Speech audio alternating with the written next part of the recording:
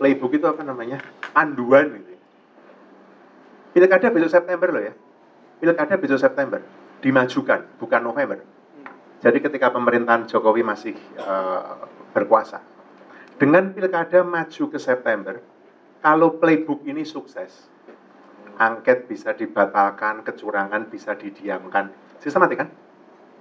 Upaya film Dirty Vote udah nggak boleh, film eksil aja nggak boleh nobar dibubarkan gitu kan. Jadi playbook untuk yang memegang kuasa. Dan September adalah pilkada. Anda bisa membayangkan kualitas seperti apa yang akan kita dapatkan. Jadi peran masyarakat sipil mendorong agar hak angket itu dijalankan. Itu penting. Nomor 2, permintaan audit forensik dan audit forensik digital KPU untuk Sirekap itu mesti didesak terus. Lebih parah lagi kalau kemunduran ini kemudian menjadi istilah tadi role model, atau kalau saya membuat istilah playbook gitu. Playbook itu panduan. Panduan untuk mematikan demokrasi secara demokratis. Dibuat judulnya bagus banget. Itu adalah kamu kuasai, kamu ubah undang-undangnya, kamu kuasai penyelenggara pemilunya, kamu sebat politik gentong babinya, kayak gitu. Udah kan? Jadi playbook gitu kan? Ya sudah. Yang mau kita cita-citakan jadi negara maju, wassalam. Gitu. Udah.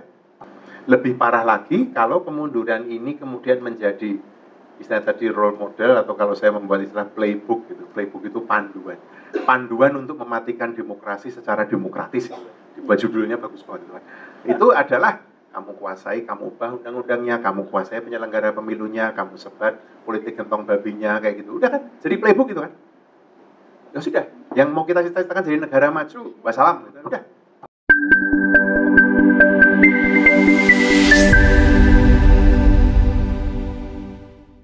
Mas Wahyu, teman-teman jurnalis, selamat siang. Mungkin Anda akan bosan, tapi saya kira apa yang saya sampaikan minggu lalu dan tadi diamplifikasi oleh Mbak Oki dan teman-teman di sini semua adalah, sekali lagi, kecurangan ini dan semua pelanggaran ini tidak boleh berhenti disuarakan. Bahwa paslon mungkin ranahnya akan ke MK, bahwa partai mungkin akan ke DPR lewat hak angket.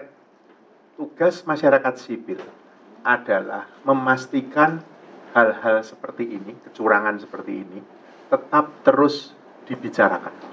Mesti terus ada di ruang publik. Minggu lalu saya mengatakan 3 jangan ya. Jangan dianggap normal, jangan dibiarkan, jangan diinstitusionalisasikan kecurangan ini. Mengapa ini penting? Karena menurut saya ini bisa jadi playbook. Playbook itu apa namanya? Panduan gitu. Pilkada besok September loh ya. Pilkada besok September dimajukan, bukan November. Jadi ketika pemerintahan Jokowi masih berkuasa. Dengan pilkada maju ke September, kalau playbook ini sukses, angket bisa dibatalkan, kecurangan bisa didiamkan. Sistematik kan? Upaya film Dirty Vote udah nggak boleh, film eksil aja nggak boleh nobar dibubarkan gitu kan. Jadi playbook untuk yang memegang kuasa. Dan September adalah pilkada. Anda bisa membayangkan kualitas seperti apa yang akan kita dapatkan. Saya mencoba memberikan konteks lebih luas, karena menurut saya yang sedang terancam adalah ruang demokrasi kita. Ada yang mengatakan telat kamu Januar ngomong baru sekarang. Iya, mungkin saya telat, mungkin kita telat. Kita sadarnya terlambat. Setelah dipaparkan kan oleh semua pembicara tadi kan, pelanggaran yang sistematik terjadi jauh sebelum pemilu, dengan pelaku adalah penyelenggara negara, modusnya adalah mengubah aturan, netralitas dilanggar, dan lain-lain. Kemudian ketika dilaksanakan, modusnya di KPPS, surat suara, dan lain-lain. Setelah penyelenggaraan, modusnya ada pada penggelembungan suara, Sirekap, dan lain-lain. Ini jadi playbook loh ini. Ini jadi panduan baru ini. Ini malah bisa jadi strategi pemenangan ini ke depan. Kalau kita nggak bicara, kalau kita tidak angkat ini, kalau kita tidak terus suarakan ini akan hilang. Sekali lagi, Ini situasi yang menurut saya menjadi demikian penting, mengapa ini perlu disuarakan, Mas Wahyu. Jadi mungkin teman-teman akan bosan setiap Sabtu diundang 2 hari ini, dua kali dijaga pemilu, mungkin minggu depan di migrant care, minggu depan di mana lagi. Tapi mudah-mudahan masyarakat sipil tetap punya stamina, Mas. Kalau boleh, dan saya boleh appeal sekarang, masyarakat sipil dan media yang dipercaya sebagai pilar keempat demokrasi ini panjang. Ini panjang. Kita nggak peduli elit bertiga itu dulu, tapi sekarang kita lihat dulu ini sekarang soal kecurangan ini, dan kita mesti terus suarakan. Saya kira ada beberapa inisiatif yang sekarang bergulir. Okay? Kalau kita berpegang pada value, pada nilai, pada ideal, pada gagasan tentang Indonesia yang lebih demokratis, menurut saya beberapa inisiatif ini perlu didukung. Satu, parpol akan mengeksekusi hak angket. Tapi parpol punya hitung-hitungannya politiknya kan? Kalau masuk, kalau enggak, nanti dapat apa? Cara berpolitik parpol semacam ini, menurut saya, butuh dukungan, desakan, tuntutan dari yang di luar parpol. Jadi peran masyarakat sipil mendorong agar hak angket itu dijalankan. Itu penting. Nomor 2, permintaan audit forensik dan audit forensik digital KPU untuk Sirekap itu mesti didesak terus. Sudah punya situng, kenapa bikin Sirekapnya seperti apa, apakah benar ada port yang dibuka backdoor, apakah benar servernya, saya tidak tahu, teman-teman teknis lebih tahu. Tapi itu mesti terus diomongkan. Tugas masyarakat sipil mendorong itu, kalau kita punya data kita omong. Itu yang kedua. Yang ketiga, yang sekarang sedang kita lakukan ini, menyuarakan terus kecurangan. Melaporkan, ya, ini hasil laporannya, begini, ini teman-teman migrant care ini, tidak memenuhi, apa Mbak saya baca tadi, tidak memenuhi syarat material, laporan sejelas ini, saya nggak tahu lagi mesti ngomong apa. Oke, laporkan, tetap, tapi diomongkan. Seruan moral dari kampus. Saya ketemu beberapa dosen senior, makan malam, tidak etis kalau saya sebutkan namanya, dan cerita. Dosen-dosen ini sudah mulai mendapatkan bully dari kampus oleh orang-orang yang menentukan saat kamu kan kalah kan calonmu, gitu kan. Ada yang gitu. Seruan moral, mulai. Menurut saya, ruang untuk ini tetap perlu dibuka. Gerakan masyarakat sipil yang tadi Mbak Oki atau teman-teman dari Migrant Care tadi sampaikan, ini memang spektrum gerakannya itu memang ini luas. Untuk bilang bahwa pemilu 2024 ini adalah pemilu terburuk setelah reformasi. Dari segi manapun Anda mendebat, Anda akan melihat itu kan. Dengan seluruh catatan oleh teman-teman semua narasumber tadi sampaikan. Jadi menurut saya, masing-masing pihak, masing-masing kelompok punya pendekatannya, punya kalau saya mengatakan standpoint-nya sendiri-sendiri. Tapi saya kira kita sekarang sedang menghadapi persoalan yang sama, bahwa demokrasi ini regres. Ini sekarang sedang mundur jauh sekali. Lebih parah lagi kalau kemunduran ini kemudian menjadi istilah tadi role model, atau kalau saya membuat istilah playbook gitu. Playbook itu panduan.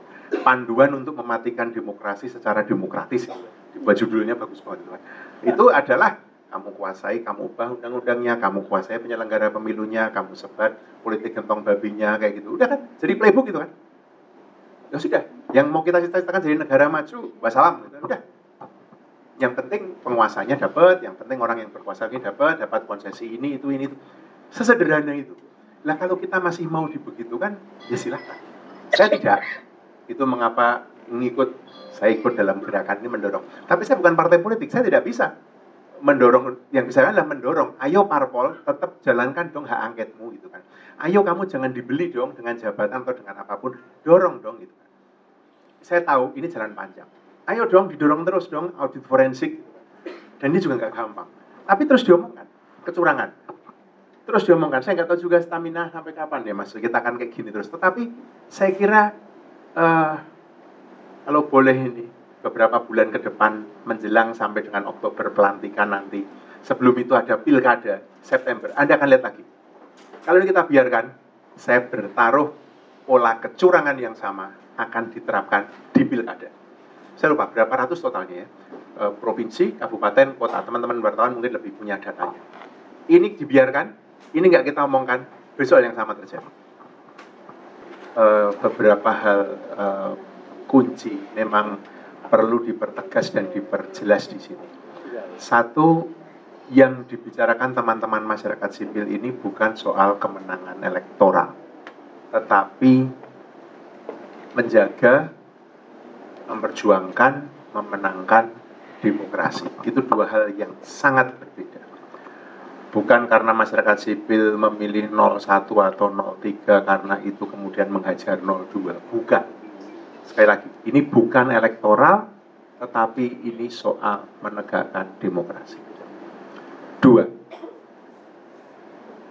sekian tahun, mungkin 10, 15, barangkali lebih dari itu juga, ruang untuk debat gagasan itu makin menyempit, makin menyempit, makin menyempit. Yang makin meluas adalah rebutan kepentingan.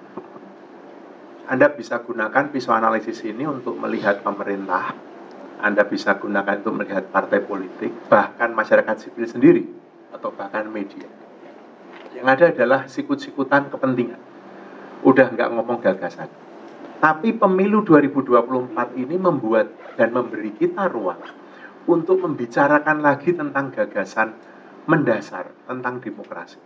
Ini jangan ditutup.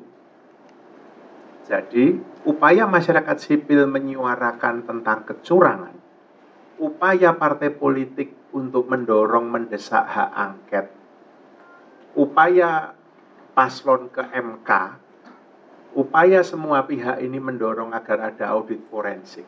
Menurut saya itu perlu saling dukung.